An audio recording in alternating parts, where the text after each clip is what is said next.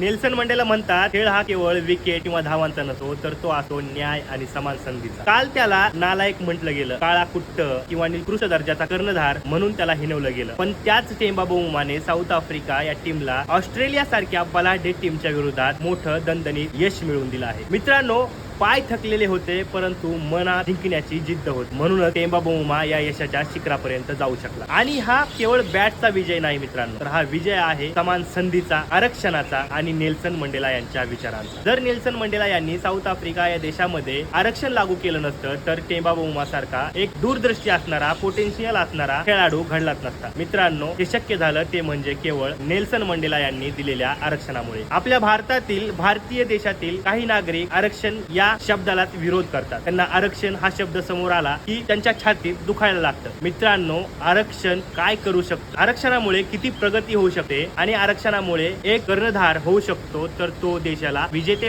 पदही जिंकून देऊ शकतो, हे टेम्बाबाऊमा याने दाखवून दिलेलं आहे. मित्रांनो, जर आपण बघितलं तर भारतीय परिप्रेक्षात जर हे शक्य झालं तर टेम्बाबाऊमा सारखे असंख्य घरी बसलेले जे खेळाडू आहेत ते भारतीय क्रिकेटसाठी आपले योगदान देऊ शकतात. आपल्या भारतीय टीम मध्येही किंवा इंडियन स्पोर्ट मध्येही आरक्षण लागू केलं जावं का? तुम्हाला काय वाटतं? आम्हाला कमेंट करून नक्की कळवा.